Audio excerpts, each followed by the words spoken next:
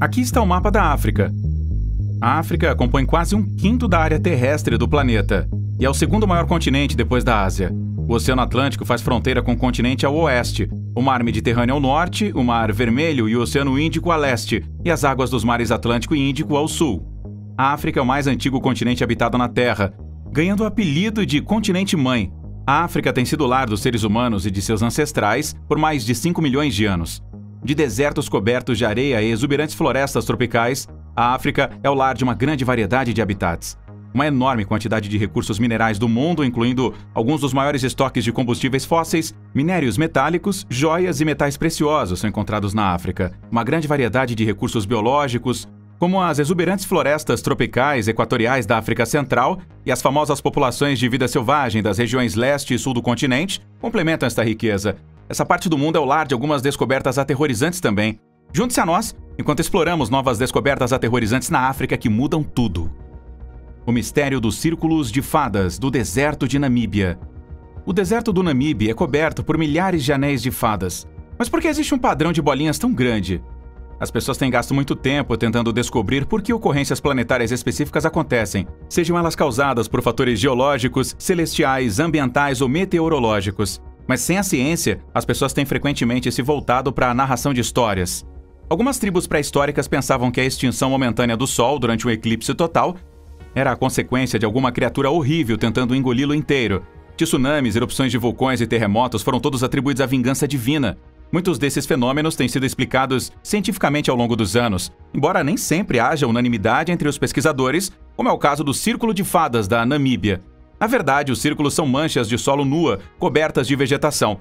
Eles podem ser encontrados em seus milhares no deserto da Namíbia. Em grande parte, os círculos das fadas têm escapado ao entendimento. O folclore local afirma que estas são manchas carbonizadas trazidas pelo hálito quente de um dragão, ou pegadas deixadas pelos deuses. Avestruzes rolando na poeira e contaminação radioativa são duas explicações dadas pelos cientistas sobre o porquê dos anéis serem formados. Há, no entanto, duas teorias amplamente aceitas que têm adeptos fervorosos que explicam como os círculos se formaram. De acordo com uma teoria, as manchas circulares são o resultado de cupins de areia limpando a vegetação do entorno de seus ninhos embaixo. O argumento alternativo é que o padrão pode ser explicado pelas plantas que lutam por água. Então, elas são cupins ou plantas? As demandas das respectivas crenças de cada campo são defendidas calorosamente, mas pesquisas de uma equipe de cientistas publicadas na revista Nature sugerem que ambas as hipóteses são válidas. Ambos os mecanismos considerados separadamente não podem levar em conta o surgimento dos círculos. O padrão pode ser melhor explicado pela interação dos cupins e plantas, de acordo com os modelos computacionais da equipe. No entanto, nem todos apreciam esta sugestão. A pesquisa não abordou a prevalência de tais anéis em lugares livres de cupins, de acordo com o Dr. Stephen Getzen, do Centro Alemão de Pesquisa Ambiental Helmholtz, que está firmemente ligado à planta da equipe. Parece que o enigma ainda não foi totalmente resolvido. Qualquer pessoa que esteja minimamente interessada na vida extraterrestre está procurando evidências concretas de que ela exista. A dura evidência ainda não se materializou. Os padrões de círculos culturais parecem ser um desses exemplos, embora os cientistas convencionais ainda não tenham verificado sua construção por visitantes extraterrestres. Outro exemplo de prova de visitantes extraterrestres pode ser encontrado na impressionante Pedra Azul Celeste, conhecida como Pedra do Céu. Desde os anos 90, lendas têm cercado essa pedra azul com veias brancas que têm uma aparência fosca. A narrativa se centra em um personagem enigmático, um geólogo chamado Angelo Pittoni, que viajou para Serra Leoa, na África Ocidental. Um chefe de fula, em Serra Leoa, vendeu as estranhas pedras azuis para o geólogo italiano Angelo Pittoni em 1990. A tribo insistiu que as pedras foram deixadas para trás por visitantes celestiais. Pittoni viajou de volta para a Europa antes de trazer as enigmáticas pedras para uma universidade para exame. As descobertas revelaram que as pedras não correspondiam a nenhum mineral reconhecido. A razão pela qual as pedras mantiveram sua coloração azul também iludiu os pesquisadores. Um pequeno pedaço foi moído e examinado sob o microscópio, mas nenhuma totalidade azul foi vista. O calor alto não mudaria o mineral na pedra. Os ácidos não poderiam degradá-lo também. Um exame adicional revelou que 77,17% da pedra continha oxigênio, cálcio e carbono, e uma substância orgânica não identificada constituíam os componentes restantes. As pedras do céu podem ter 55 mil anos de idade ou mais. Por causa da série Ancient Aliens, do History Channel, e outro indivíduo, o artista e designer americano Jared Collins, o conto está atualmente em destaque. Collins fez uma aparição no The Daystar Gods of Sirius, carregando uma pasta cheia de amostras de pedras do céu. Collins confirmou que as pedras do céu são diferentes de qualquer coisa na Terra após anos de viagens e estudos. Parece que cada pedra celestial é única, embora não tenha prova de que os extraterrestres trouxeram as pedras para a Terra. Ela ainda é uma prova dura e atraente e um alimento para o pensamento. É também apenas uma parte da história muito maior sobre a fé da tribo africana nos seres celestiais. A luz Dendera. O templo da deusa egípcia Hathor, em Dendera, que é um dos templos egípcios antigos mais bem preservados, pode ter retratado tal artefato em uma de suas paredes. Isso fez da luz de Dendera um tópico particularmente controverso, porque não é exatamente um artefato de tecnologia antiga em potencial. A iluminação elétrica tinha sido inventada no Antigo Egito? 3 relevos de pedra no templo representam a chamada luz Dendera, que a princípio se assemelha a uma lâmpada em forma de tubo Crookes, em uma tomada de lótus em uma extremidade e um cabo correndo por baixo dela, e um filamento de corda em forma de cobra no interior. A lâmpada é mantida no alto por um sacerdote na ilustração, mas amplamente reconhecida de chamada luz Dendera, e algumas outras figuras abaixo dela. A lâmpada parece estar apontada para cima de um dos personagens. A lâmpada também é acompanhada por um pilar Jed, de 2 braços, cujas mãos parecem estar presas à serpente ou um cordão dentro. A luz é retratada com um babuíno segurando 2 facas na sua frente. A ideia de que esta imagem representava uma lâmpada elétrica foi primeiramente apresentada por um engenheiro elétrico norueguês. No entanto, a maioria dos egiptólogos atribuiu um significado diferente à chamada luz Dendera. A chave é ter em mente que os relevos são acompanhados por inscrições e outras imagens. Assim, ao interpretar as vinhetas, é importante levar a escrita em consideração também. As informações diretamente relacionadas à mais renomada cena de luz da Dendera são retiradas de uma tradução dos escritos relacionados a estas imagens pelo egiptólogo Dr. Wolfgang Whitekus. De acordo com as inscrições, Har-Somptus, outro deus criador conhecido como Horus, o unificador de 2 terras, é a serpente que emerge da flor de lótus. O pilar de Jed está carregando seu cadáver na barcaça do dia, que é referido como o cabo, na hipótese de luz de Dendera. Símbolos na chamada luz Dendera, que estão genuinamente ligados à mitologia egípcia, são muito mais fáceis de se ver agora. De acordo com o antigo mito da criação egípcia, uma flor de lótus foi o primeiro item a aparecer do ilimitado mar primordial de Freira, também conhecido como o Mar das 2 Facas, que existia antes da criação. Segundo a lenda, esta flor deu origem ao Amon-Ra, a divindade do sol. Similar ao relevo do templo de Hathor em Dendera, existem outras antigas representações do lótus na forma de uma lâmpada. Também sabemos que Amon-Ra foi mostrado como uma serpente em uma bolha em obras de arte subsequentes. A bolha ou essência da serpente ao redor poderia representar a criação do universo a partir do nada. Portanto, o retrato do deus Sol, vindo da flor de lótus, é considerado pela maioria dos egiptólogos como uma interpretação clara da luz Dendera. Ainda mais pode ser visto examinando cuidadosamente esta imagem controversa e usando nosso entendimento de mitologia egípcia. Como resultado, muitos dos símbolos representados nos relevos contenciosos que alguns afirmam refletir a luz de Dendera têm raízes nos mitos da criação egípcia antiga, rituais, deidades importantes em seu panteão e conceitos de renascimento. A falta de literatura histórica debatendo o uso da eletricidade no Antigo Egito, o que se antecipava ver se os relevos representavam lâmpadas elétricas, é outro argumento significativo contra a hipótese da luz de Dendera. Finalmente, é importante ter em mente que, apesar de escavar milhares de lugares antigos em todo o Egito, os arqueólogos não descobriram nenhum objeto claramente elétrico, muito menos lâmpadas. Não há agora provas concretas que sustentem a ideia de que os antigos egípcios usavam iluminação elétrica. De acordo com a hipótese da luz de Dendera, os rituais em torno do uso de luzes elétricas teriam sido realizados em rituais particulares pelos antigos sacerdotes, perto dos festivais relacionados ao Ano Novo, criação. Isso poderia implicar, após as cerimônias, os artefatos em si também fossem destruídos em segredo ou por um ritual. Não podemos ignorar as inscrições e a história que as acompanha, que podemos ver se desdobrando nas vinhetas, embora seja provável que algumas partes dos relevos no templo de Hathor em Dendera estejam faltando nas interpretações que temos hoje. Independentemente do seu significado, os relevos de Dendera continuam a atrair turistas de todo o mundo que estão ansiosos para ver as esculturas estranhas em um dos monumentos mais magníficos do Egito. Já ouviu falar de um lago que pode transformá-lo em pedra? A região seca ao norte da Tanzânia é o lar do Lago Natron, que é diferente de qualquer outro lago que você já viu ou ouviu falar, ou possivelmente até imaginou. Por quê? Em primeiro lugar, partes dele ocasionalmente ficam vermelhas. Nós apostamos que você nunca viu um lago vermelho. O Lago Natron é distinto não só porque ocasionalmente fica vermelho, mas também porque é extremamente cáustico, alcalino, devido ao vulcão ao redor. Ele é venenoso para a maioria dos animais por causa disso. Dentro e ao redor do lago, há animais e pássaros mortos. Por causa disso, o Lago Natron às vezes é referido como um impressionante, mas mortal lago vermelho da Tanzânia. Como ele é letal? As cianobactérias estão presentes em grande abundância na água do Lago Natron. A maioria das espécies que comem estas algas sofrem danos celulares no sistema cerebral e no fígado, como resultado da toxina que eles liberam no meio ambiente. Como resultado, muitas das aves e animais que bebem do Lago Natron acabam mortas. A superfície espelhada do lago tenta os pássaros a mergulhar, o que os faz morrer. Os animais, pássaros e morcegos que perecem na água se tornam réplicas mumificadas de si mesmos após serem calcificados. Muitas dessas criaturas preservadas foram colocadas em posições realistas antes de serem fotografadas pelo grande artista Nick Brand. O Lago Natron recebe seu nome pelo fato de conter muito carbonato de sódio, que é natron.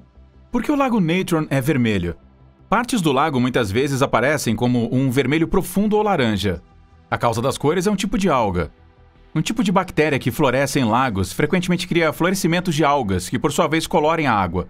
As algas florescem da cera do Lago Natron e diminuem, de tal forma que a vermelhidão do lago não é uma tonalidade fixa. A borda do lago também parece mais alaranjada do que vermelha. Qualquer criatura pode sobreviver neste lago? Sim, o lago é um paraíso para os flamingos. Eles são protegidos contra queimaduras por sua pele grossa. Além disso, o lago é um ambiente seguro para a reprodução, uma vez que sua toxicidade detesta os predadores. Notavelmente, certos peixes e espécies invertebradas podem prosperar mais perto das margens do lago. Quando o lago está em seu ponto mais bonito? Se você precisar de passeios a pé pelo lago, você pode escolher visitá-lo durante a estação seco-chuvosa, mas evite tentar nadar nele. O mistério do olho azul gigante da África na Mauritânia.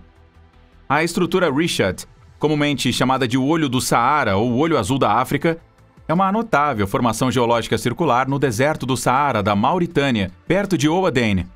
É bastante visível da órbita e tem quase 50 km de extensão. A idade de inflexão é maior do que 100 milhões de anos. Primeiro pensou-se que era uma estrutura de impacto de asteroides devido ao seu alto grau de circularidade, e depois pensou-se que era uma estrutura criada por uma erupção vulcânica, o que também parece improvável, dada a falta de cúpula de rocha ígnea ou vulcânica. No entanto, agora se pensa que é uma cúpula geológica altamente simétrica e profundamente erodida que entrou em colapso. De acordo com uma equipe diferente de estudiosos, ela foi criada quando Deus inundou a Terra durante o tempo de Noé. Muitas pessoas agora acreditam que foi a rocha erodida por erosão que causou o colapso. Entretanto, ainda não está claro como a estrutura Richat veio a ser quase circular e por que os anéis estão igualmente espaçados a partir do centro. E novos questionamentos são levantados. Algumas pessoas estão espantadas como e quanto esse edifício se parece com a representação de Platão da Atlântida. Havia 2 de terra e 3 de água. Atlântida, quando destruída pelo terremoto, se tornou uma barreira intransponível de lama para os viajantes que navegavam de lá para qualquer região do oceano, disse Platão sobre a forma circular da ilha.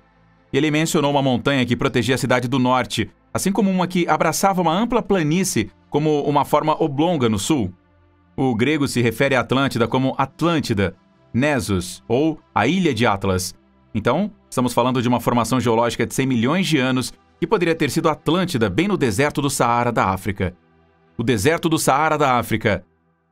A África, o continente mais quente da Terra, tem uma grande região desértica cobrindo grande parte de sua superfície.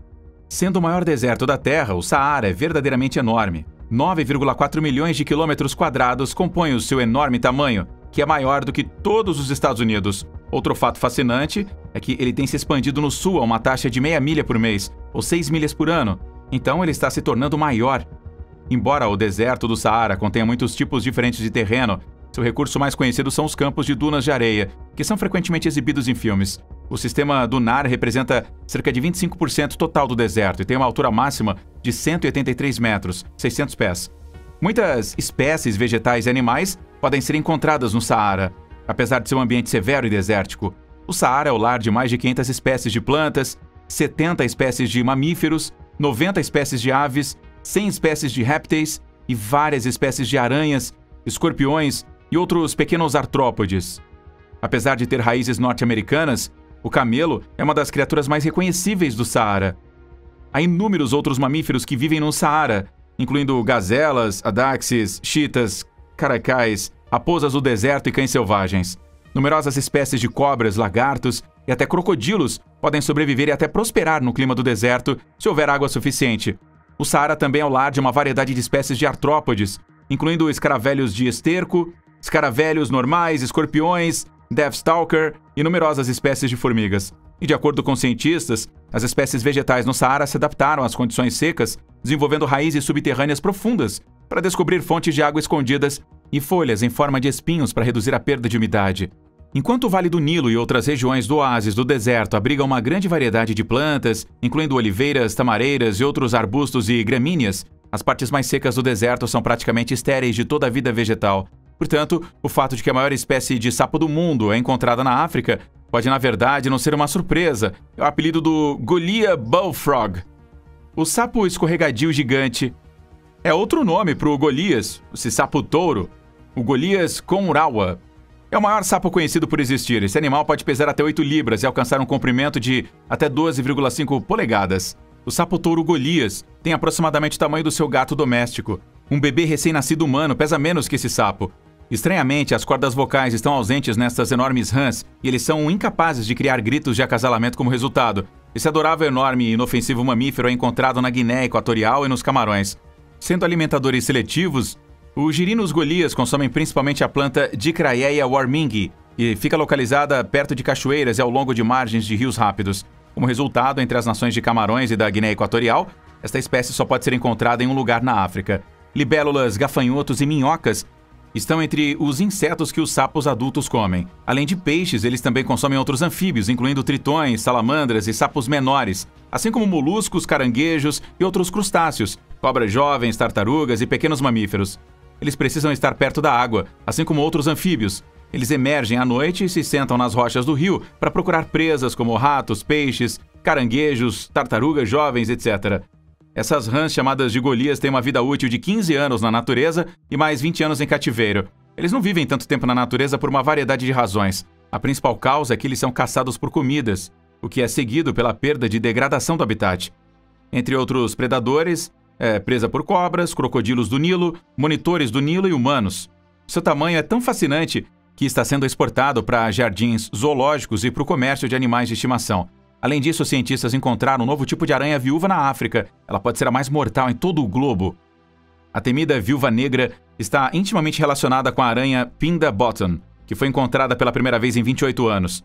Além disso, de acordo com Barbara Wright, a descoberta da nova espécie, sua mordida será tão potente quanto a de sua conhecida prima e necessitará de cuidados médicos. Apesar do fato de que a toxicologia desta espécie em particular ainda não foi completada, ela afirmou que todas as aranhas viúvas, o gênero Latrodectus, são consideradas clinicamente significativas devido ao seu veneno altamente neurotóxico. Os humanos que são expostos ao veneno podem sentir dor, palpitações, suor e vômito. 3 das 9 aranhas mais mortíferas do mundo são espécies da aranha viúva, que ainda não foram descobertas.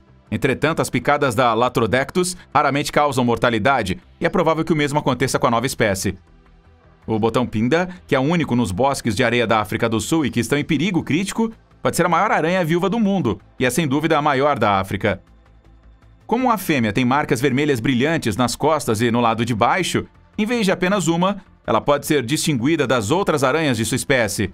Além disso, a aranha produz distintos sacos de ovos roxos, cada um dos quais contém cerca de 600 filhotes. Esta é uma descoberta significativa no Aracniverso. Falando de uma descoberta significativa, enquanto brincava no campo na fazenda de seu pai, perto de Leidenburg, Mpumalanga, África do Sul, um pequeno garoto chamado Carl Ludwig Ludi von Bezing, agora um conhecido coletor de minerais austríaco sul-africano, notou fragmentos de algumas cabeças não identificadas. Alguns anos depois, ele voltou para a região e, ao longo de vários anos, ele reuniu os fragmentos de 7 cabeças. Esta descoberta significativa é conhecida como The Leidenburg Heads, em uma escala global. Estes objetos representam um dos primeiros tipos de escultura africana na África Austral. Existem 7 esculturas ocas de terracota, cada uma com o nome do local onde foi encontrada no final dos anos 50. As escavações indicam que os crânios podem ter sido intencionalmente queimados e enterrados em vez de simplesmente jogados fora ou esquecidos. A função das cabeças não é clara até hoje. Pouco se sabe sobre as pessoas que fizeram as máscaras, mas, a julgar pelo cuidado com que foram enterradas, as pessoas que fizeram isso devem ter pensado muito bem nos objetos. Na testa, nos tempos e no espaço entre os olhos, as cabeças exibem marcas de escarificação, cicatrizes feitas propositalmente para fazer padrões na carne. 6 das cabeças são humanas, e a 7ª uma cabeça de animal falsa de algum tipo. 2 das 7 cabeças são suficientemente grandes para servir de capacete e estão cobertas com pequenas figuras de animais. As outras 5 têm um buraco em cada lado do pescoço que provavelmente foi usado para conectá-las a uma fantasia ou objeto. As máscaras africanas frequentemente têm motivos de animais. Elas representam o espírito de um animal e a pessoa que usa a máscara assume as características daquele animal. Isso permite a comunicação com o animal, como lhe pedir para ficar longe da aldeia. Em outros casos, o animal representa a virtude. Os búfalos, hienas, falcões, crocodilos e antílopes são os animais mais frequentemente vistos representados por máscaras. Uma das máscaras de animais mais populares é o antílope, e um animal pequeno e não identificado está empoleirado em uma das cabeças de Ladenburg. Que função este misterioso animal serviu para aqueles que projetaram as cabeças de Ladenburg?